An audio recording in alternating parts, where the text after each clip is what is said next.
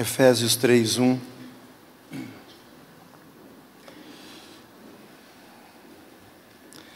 Irmãos, quanto mais a gente estuda,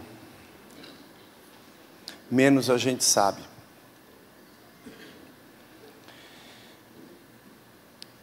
E esse é um texto difícil para mim de falar. Então, Deus nos abençoe.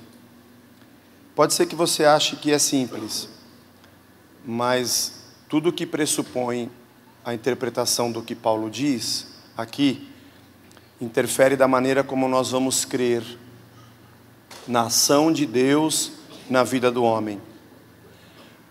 Há quem acredite que Deus não age na vida do homem. Ele já criou, Ele já deu as regras e agora o homem se vire. Há quem acredite que não há nada que a gente faça que Deus não esteja no controle e que não esteja determinado pela sua vontade. Há quem acredite que Ele não age, mas quando a gente pede, Ele interfere. Há quem acredita que Ele sempre interfere e quando a gente quer, a gente empurra Ele para fora. Mas a verdade é que eu não sei se a gente vai saber um dia nessa vida qual das duas linhas realmente estão acontecendo enquanto a gente existe nessa terra, até que a gente se encontre com o fim. Morreu, cumpriu sua sentença, encontrou-se com o único mal irremediável que acomete todo ser vivente que anda nessa terra, porque tudo que é vivo morre. Chicó, Alto da Compadecida. Se você não viu, veja. Senhor, fala ao nosso coração, tem misericórdia de nós. O teu mistério da vida a gente tenta entender, mas na verdade o que fazemos é nos render a Ti e saber que Tu és Senhor e que os Teus pensamentos são mais altos do que os nossos. E eu não sei o quanto nós vamos conseguir Te entender, mas eu procuro cada dia me render, e assim sejamos nós, para a Tua honra e para a Tua glória. Estamos diante da Tua palavra, fala conosco, em nome de Jesus. Amém.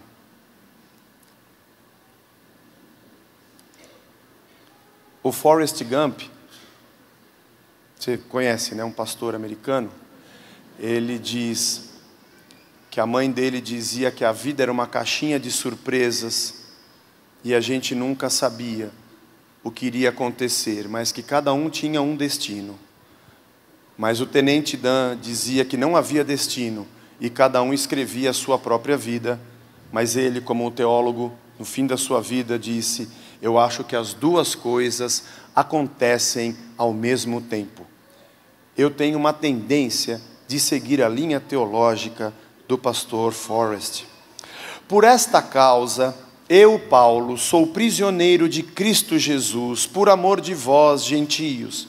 Se é que tendes ouvido a respeito da dispensação da graça de Deus, a mim confiada para vós outros. Pois segundo uma revelação, me foi dado conhecer o mistério, conforme escrevi há pouco, resumidamente, tema da semana passada, de que em Cristo tanto gentios como judeus são um único povo. Resumidamente, pelo que quando ledes, podeis compreender o meu discernimento do mistério de Cristo, o qual em outras gerações não foi dado a conhecer aos filhos dos homens, como agora foi revelado aos seus santos, apóstolos e profetas no Espírito, a saber, que os gentios são co-herdeiros, membros do mesmo corpo e coparticipantes da promessa em Cristo Jesus por meio do Evangelho, do qual fui constituído ministro conforme o dom da graça de Deus a mim concedida, segundo a força operante do seu poder. A mim, o menor de todos os santos, me foi dada esta graça, de pregar aos gentios, os que não eram judeus, o Evangelho das insondáveis riquezas de Cristo, e manifestar qual seja a dispensação do mistério, desde os séculos, oculto em Deus, que criou todas as coisas. E agora esse verso: para que pela igreja a multiforme sabedoria de Deus se torne conhecida, agora dos principados e potestades, nos lugares celestiais, segundo o eterno propósito que estabeleceu em Cristo Jesus, nosso Senhor, pelo qual temos ousadia e acesso, com confiança mediante a fé nele. Portanto vos peço que não desfaleçais nas minhas tribulações por vós, pois nisso está a vossa glória.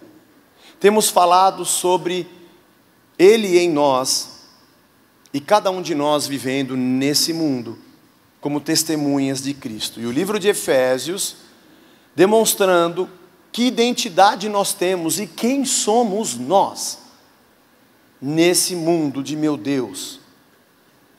E nesse trecho, Paulo faz uma revelação tremenda, sobre o propósito da igreja, e nós somos a igreja de Cristo. Ele diz que pela igreja, a multiforme sabedoria de Deus é revelada ao mundo,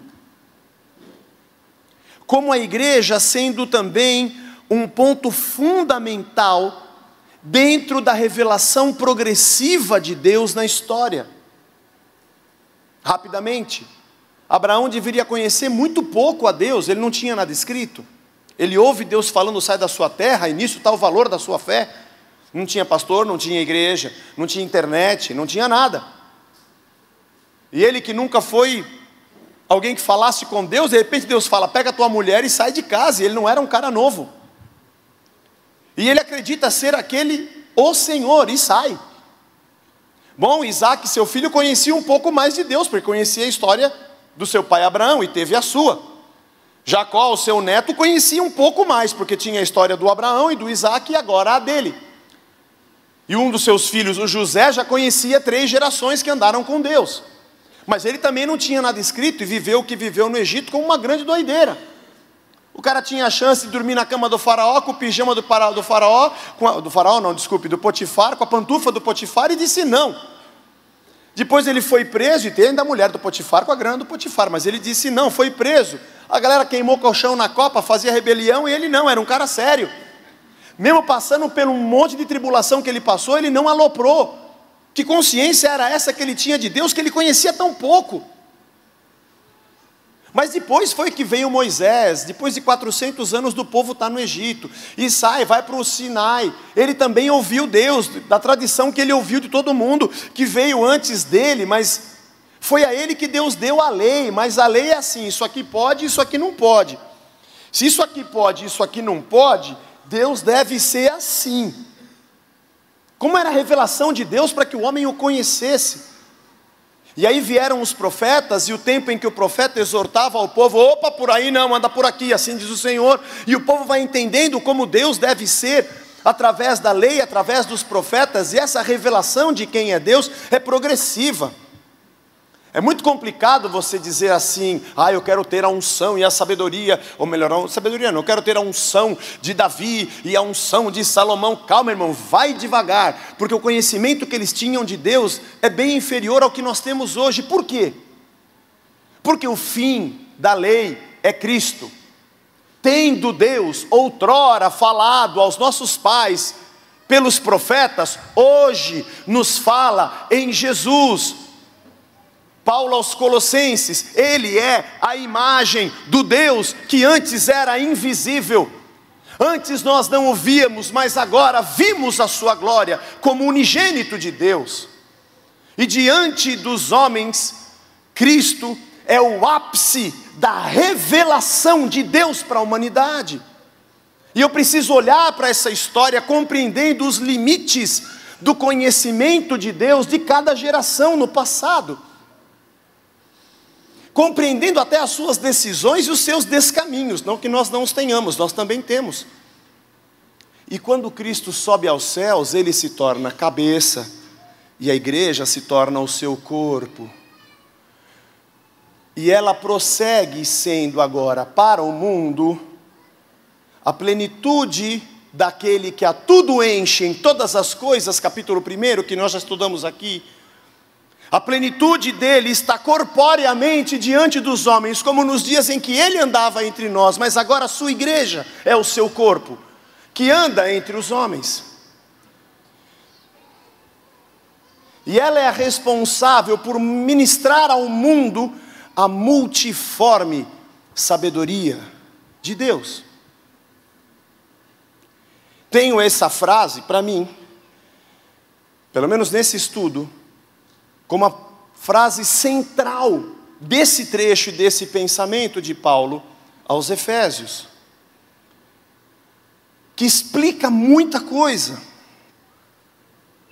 Por isso a igreja é odiada, como Cristo foi perseguido.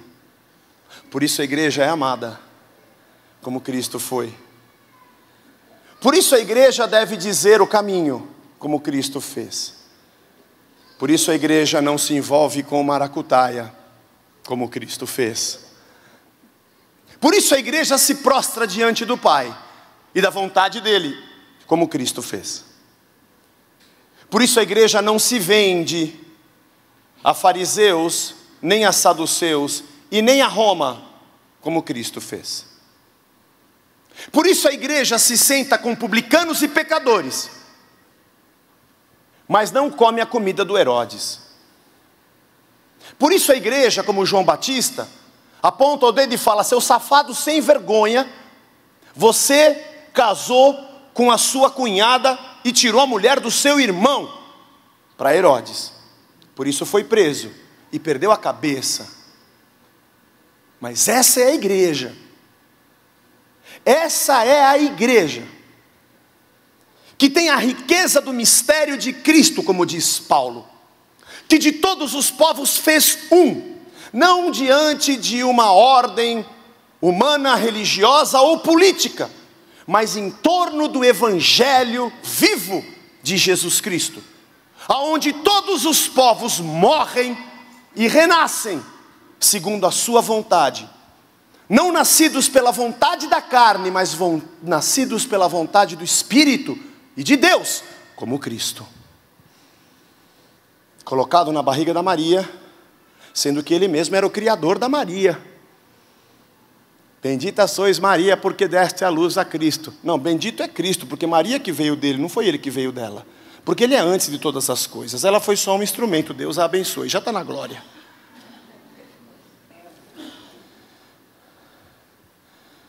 Mas essa é a única mãe que foi gerada pelo Filho, e diante dele se curva. Por isso a igreja não se curva diante da mãe, só diante do Filho. Que tenho eu contigo, mulher? A igreja compreende o mistério de Cristo.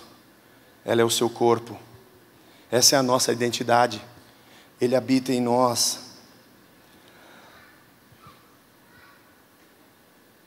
É muito louco a gente pensar nisso.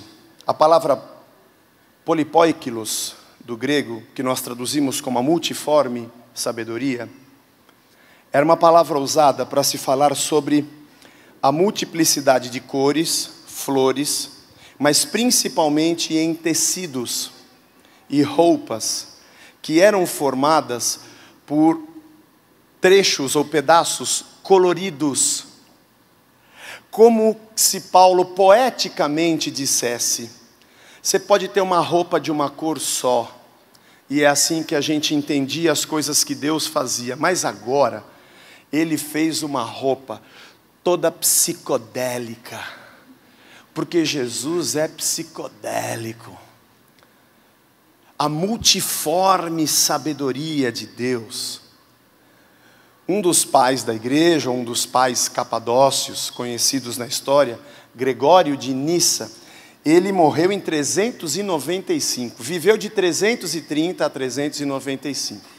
Ele escreveu que antes, os feitos de Deus, interpretando esse trecho, alguém que viveu há 1700 anos antes da gente, lendo esse mesmo trecho, disse que antes, os feitos de Deus estavam ligados à natureza das coisas, mas agora, Ele produz os seus feitos, o contrário sendo provado por meio de contrários, demonstrando algo que confunde o mundo, mas é a multiforme sabedoria de Deus. Ou seja, a morte gera vida, a desonra é a glória, da maldição vem a bênção, na fraqueza existe poder, o invisível é visto em carne, veio para pagar o preço e ele mesmo era o preço.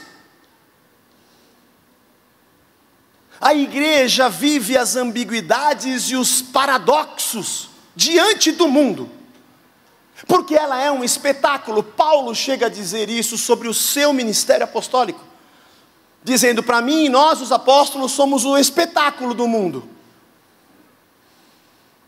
Ele diz isso também em 1 Coríntios capítulo 6, acho que é a primeira.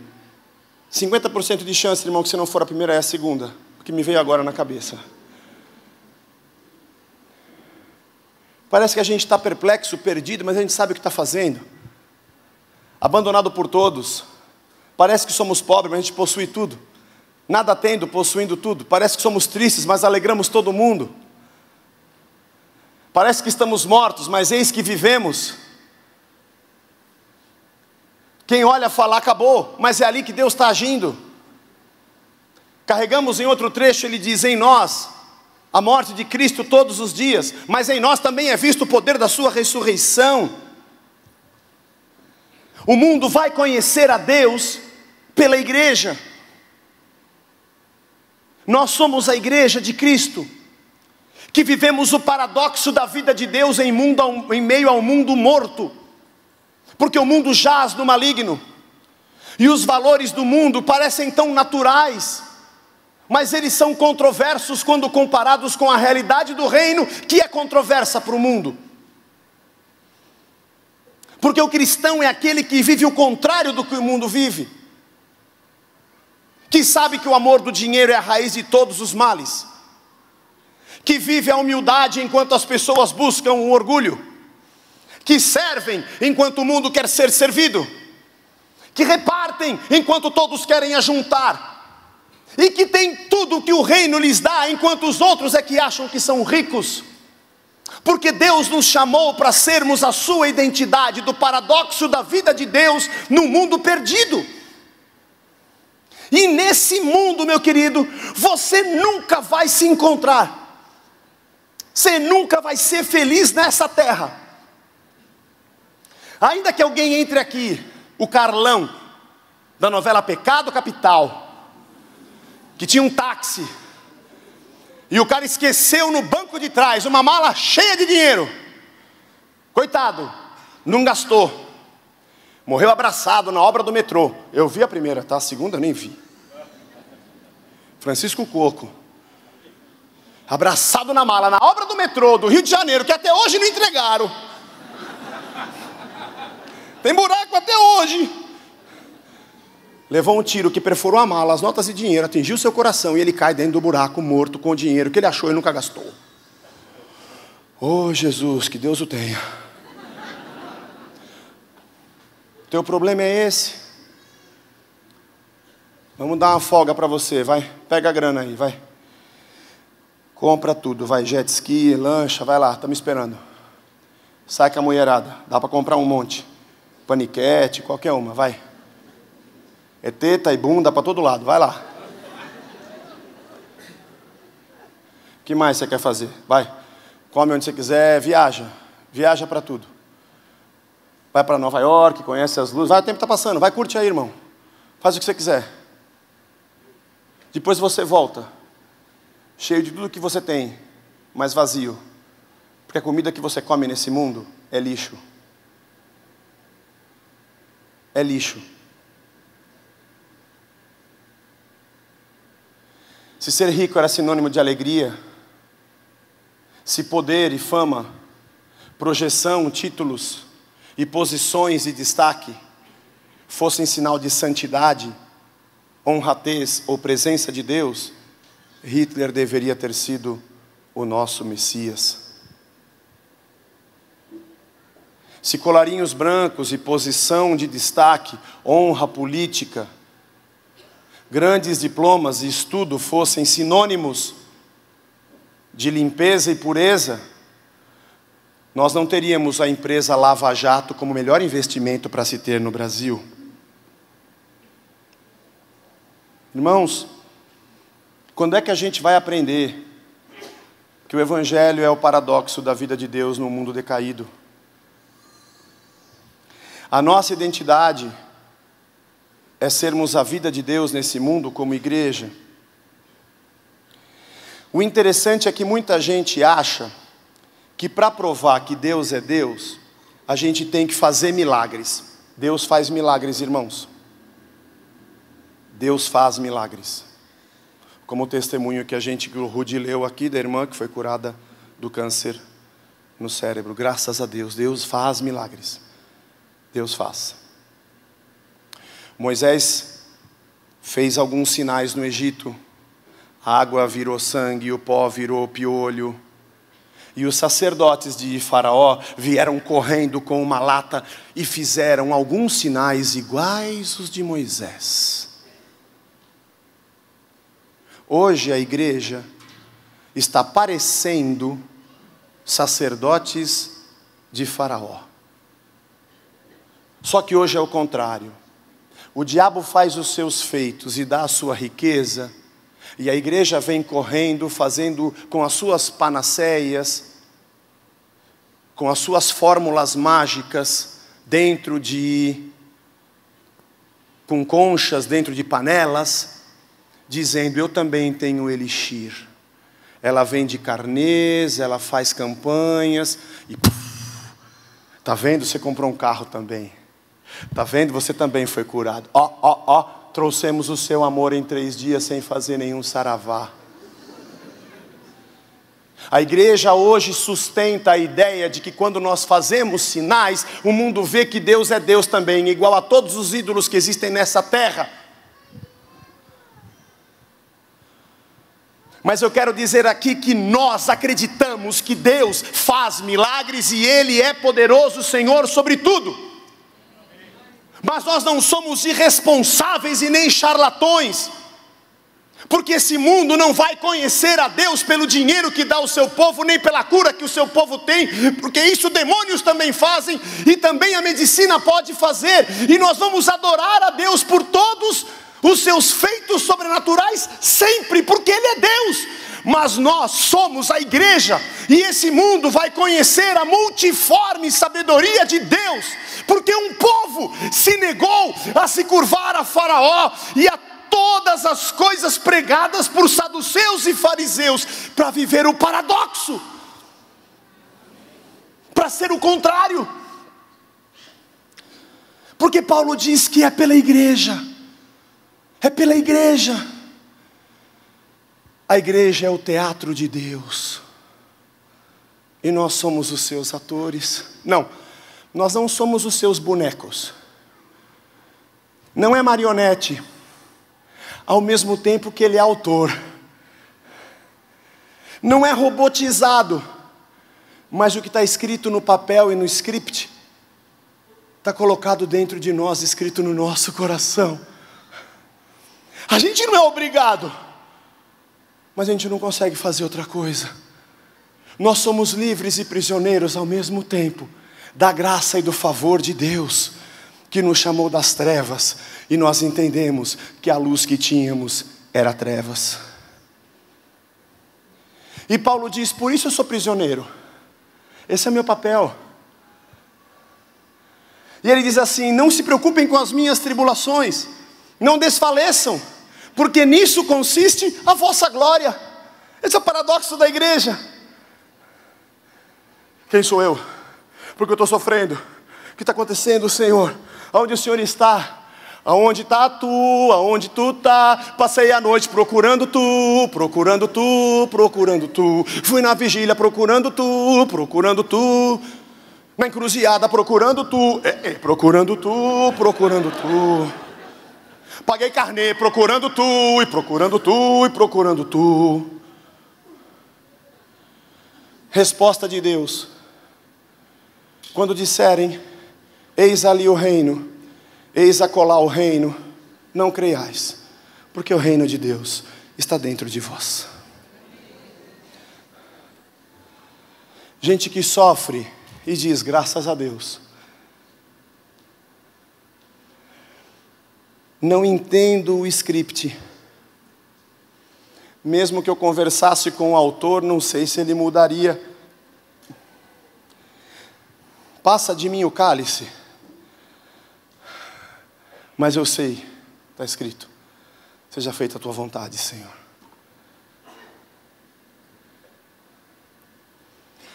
Eu não consigo entender porque eu passei o que eu passei. Às vezes eu acho que é porque eu escolhi. E fico pensando que se fosse hoje, eu faria diferente. Porque naquele momento, eu de sã consciência tomei a decisão errada. Você também é assim, né? Por quê? Porque eu acho que eu sou livre para fazer o que eu quiser. Mas tem horas que eu vejo alguns resultados e vivo algumas coisas que eu olho para trás e falo, fui eu que escolhi, mas não fui eu que escolhi. Porque parece que de verdade ele colocou cada situação. Acho que ele sabia o que eu ia escolher, ou ele fez eu escolher, ou ele me predeterminou a escolher, ou eu dei uma sorte desgraçada que eu escolhi o que ele queria que eu escolhesse. Mas se eu escolhi o que ele queria escolher, será que não foi ele que colocou o que eu queria escolher dentro de mim? Porque ele coloca em mim o querer e o efetuar? Ai, vida desgraçada, ai, promessa sem jeito, eu não sei. É que tem hora que eu olho para trás e falo, por que eu fiz isso? Eu não devia ter feito. E tem hora que eu olho e falo, ai, graças a Deus que eu fiz, porque eu vim parar aqui.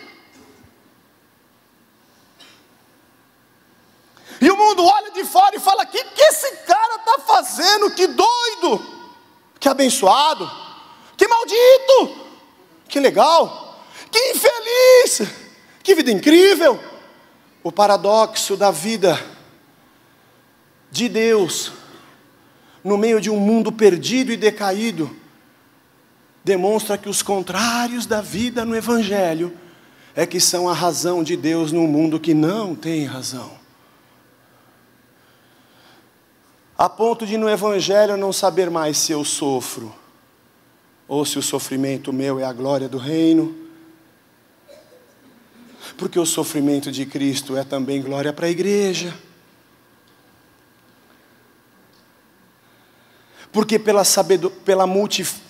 igreja, a multiforme sabedoria de Deus é demonstrada diante de principados, diz o texto, potestades, homens. Como se depois de tudo que o José passou, e é feito governador ao lado de Faraó, Deus falasse, então, principado, então, o potestade, então,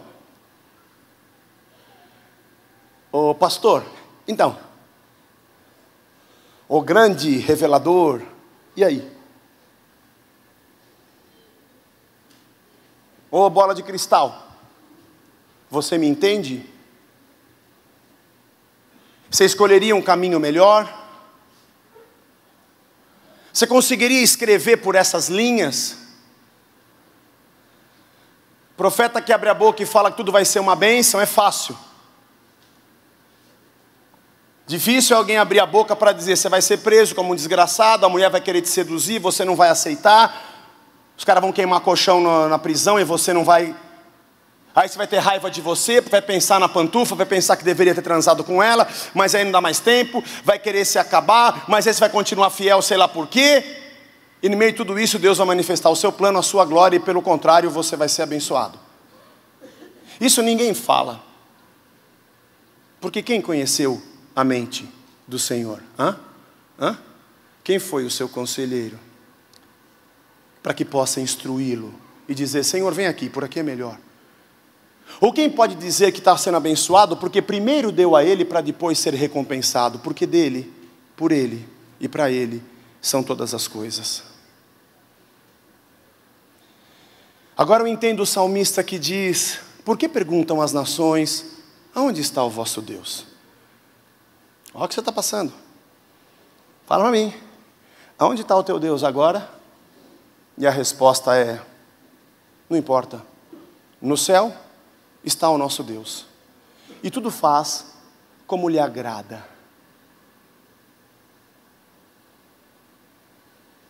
Pô, Davi, deixa eu matar Simei. O cara está te xingando, jogando pedra, jogando terra em você. Deus vai te honrar, varão. E Davi diz: deixa ele jogar, pá, deixa ele jogar pedra. Pode ser que hoje, o que Deus tenha para mim, é pedra. E se ele quiser mandar pedra, não tem escudo que segura. Quem sabe não é esse momento de pedra na cabeça, que amanhã me leve para um outro lugar. Quando Davi vence a batalha e volta, como rei, aplaudido, o primeiro cara que atravessa o riacho para honrar o rei, bom rei, é o próprio Simei. E Abisai fala: rei, não dá. Esse cara é um falso, eu não engulo esse cara.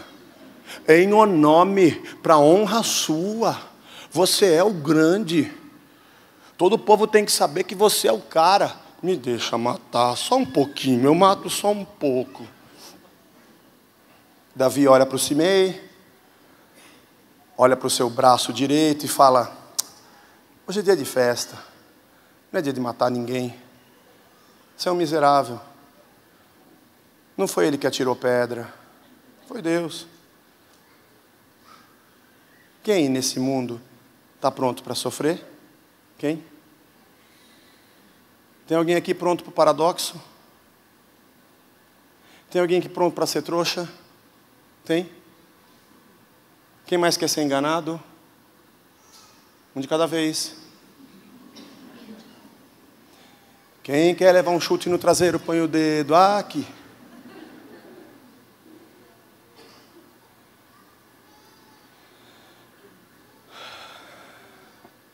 Que peça que o mundo tem assistido.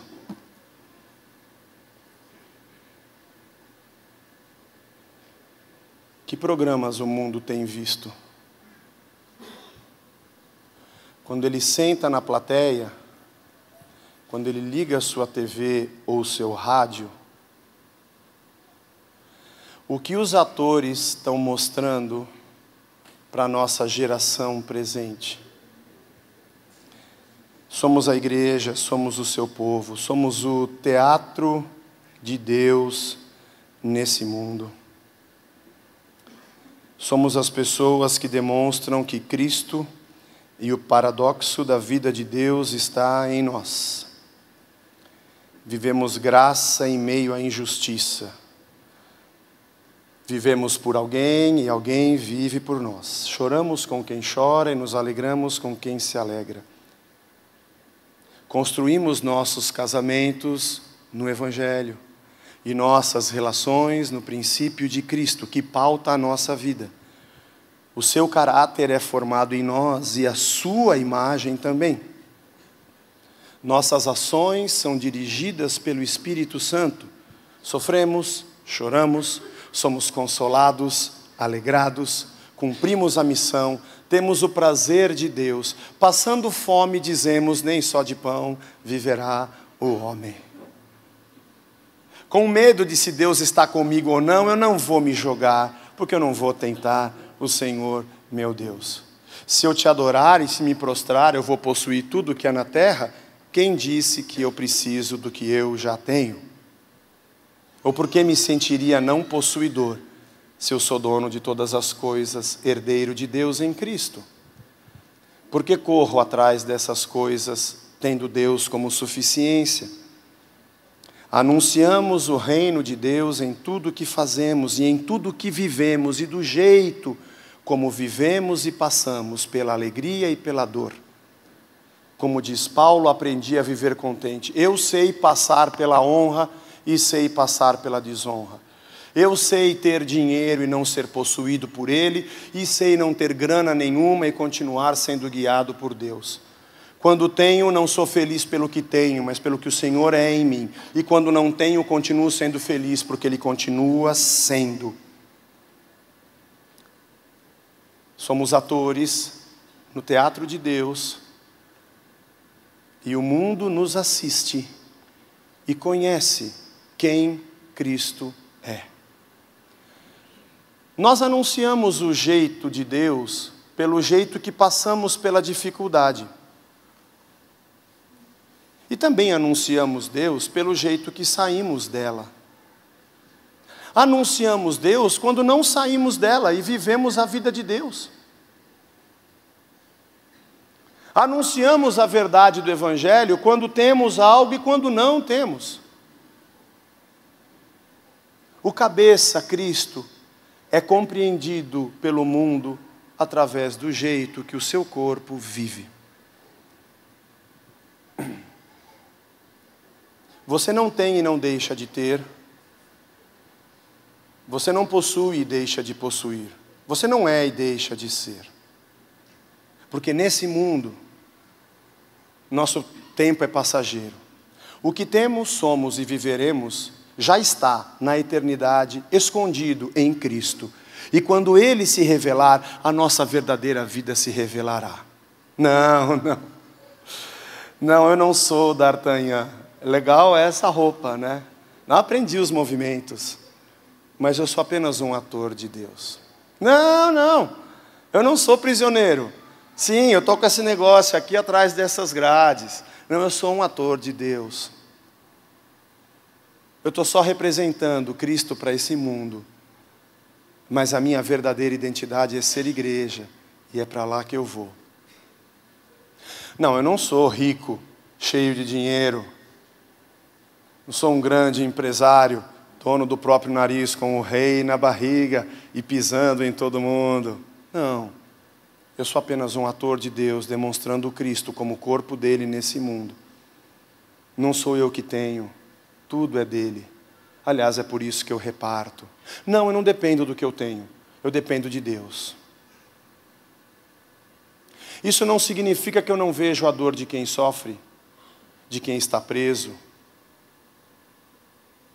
Isso não significa que eu não devo ter alegria e gratidão pelo que tenho. Isso não significa que eu não devo ter a missão que socorre e traz justiça onde há injustiça.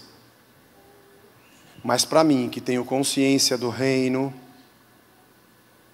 entendo que de alguma maneira a multiforme sabedoria de Deus está sendo revelada ao mundo através do que eu vivo. Não me pergunte se eu escolhi ou se Deus predeterminou. Eu acho que as duas coisas acontecem juntas, inseparáveis. Porque a vida de Deus é um paradoxo num mundo decaído. E o que Deus quer de nós apenas é dizer: sim, Senhor, minha vida é tua. É muito difícil falar dessas coisas, eu não sei se eu ajudei ou se eu te atrapalhei. Por via das dúvidas, vamos orar. Para que Deus revele a sua palavra a nós, apesar de mim. E assim que eu aprender mais um pouco, prometo que venho e conserto o que eu disse. Senhor Jesus, eu não entendo nada. Eu não entendo porque eu estou vivendo o que eu estou vivendo, nem porque eu vivi o que eu vivi. Às vezes acho que não deveria ter escolhido o que escolhi, e às vezes acho que graças a Deus que eu escolhi o que escolhi. Tem horas que eu penso que foi o Senhor que me empurrou, tem horas que eu acho que fui eu que me atirei. Tem dias que eu oro para que o Senhor venha e dias que eu tenho certeza que o Senhor já está. Para dizer a verdade, Senhor, eu não sei nada. Mas uma coisa está escrito na Tua palavra e essa eu posso entender. Pela nossa vida de igreja, a Tua multiforme sabedoria é conhecida. Se o Gregório de Nissa, nosso irmão, estava certo há 1700 e tantos anos atrás, o Senhor usa os contrários para provar para o mundo quem o Senhor é, fora da lógica do mundo, da riqueza, da ganância, da carne e do pecado. Mostrando que o Senhor está onde parece que ninguém tem, e mostrando que o Senhor está onde parece que ninguém é, e mostrando que o Senhor não está naqueles que acham que são, que acham que têm e acham que podem.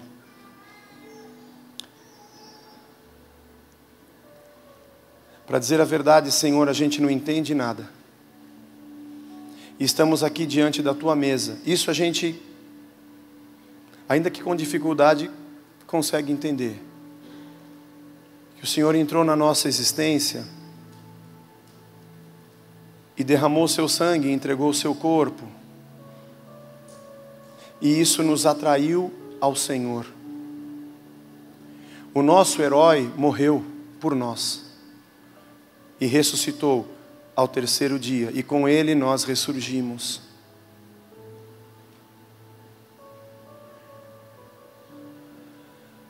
Nessa manhã, Senhor, eu não sei dizer para os meus irmãos que estão aqui o porquê eles sofrem. Eu não sei nem entender para mim mesmo o porquê eu sofro.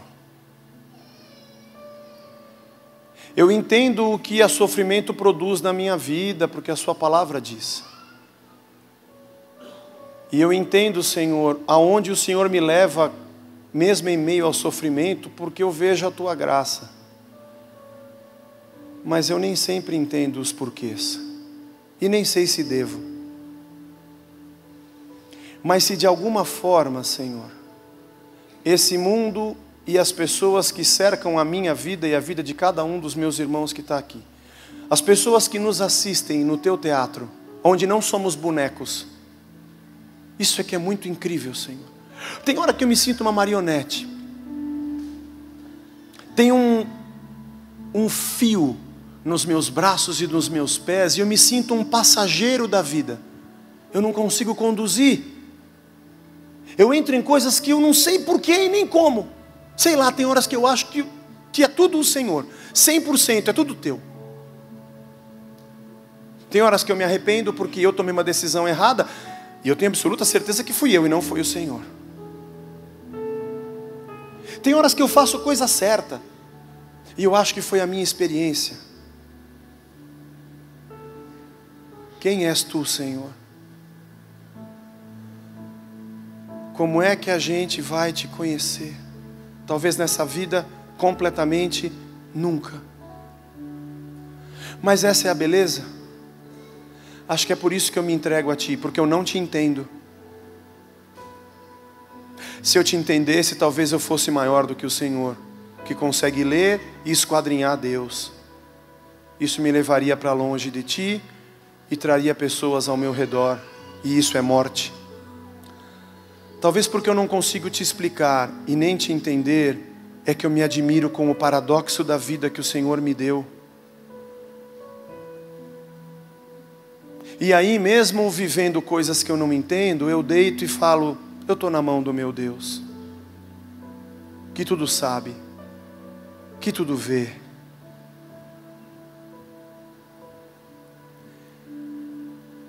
Senhor, nós somos a Tua igreja. Tem irmãos nossos aqui que estão passando por enfermidades próximos à morte. Tem bebês nascendo, a vida florescendo em outros lares. Tem gente aqui crescendo em meio à crise e outros perdendo o emprego. O porquê do cada um eu não sei. Mas o jeito que nós vamos responder à alegria e à dor dos nossos irmãos vai ser a peça que o mundo vai ler e Te entender. Que engraçado, Senhor. Eu vivo o que eu não entendo e o mundo assiste e Te conhece. Nos perdoa quando nós queremos ser senhores.